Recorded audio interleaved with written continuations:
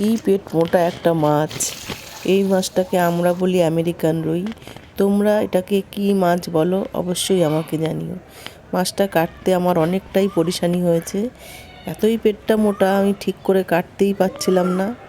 যাই হোক, অনেক কষ্টে আমি মাছটাকে কাটলাম। কতটা যে ডিম বেরিয়েছে মাছটার থেকে দেখো, অনেকটা ডিম মাছের মধ্যে ছিল।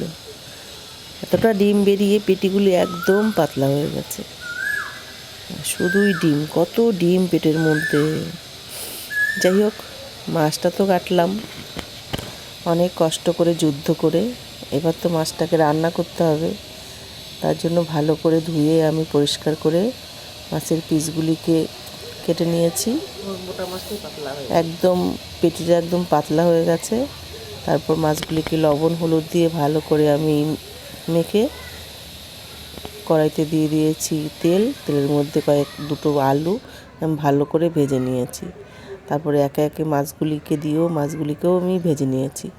আর মশলার জন্য নিয়েছি একটা টমেটো, একটা পেঁয়াজ আর কয়েকটা কাঁচা লঙ্কা। কড়াইতে দিয়ে দিয়েছি সর্ষের তেল। তারপরে মশলাগুলি একে একে সব দিয়ে দিয়েছি আদা রসুনের একটু পেস্ট আর একটু জিরের গুঁড়ো, তারপরে পরিমাণ মতো লবণ, হলুদ, একটু লাল লঙ্কার গুঁড়ো দিয়ে ভালো করে কষিয়ে নিয়েছি।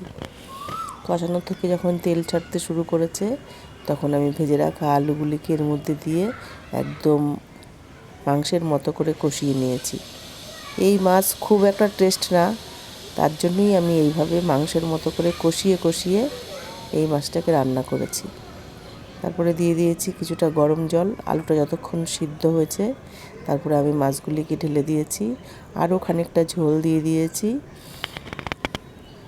ঝোলটা আরও কিছুক্ষণ যখন ফুটে উঠেছে তখন আমি নামানোর আগে দিয়ে দিয়েছি কয়েকটা চেরা কাঁচা লঙ্কা আর একটু মিষ্টি আর এক চামচ গরম মশলার গুঁড়ো। আমি তো এই মাছটা এইভাবে রান্না করলাম। তোমরা কে কেমন করে এই আমেরিকান রুই রান্না করো অবশ্যই আমাকে কমেন্ট করে জানিও। মাছটা কিন্তু খেতে দারুণই হয়েছিল।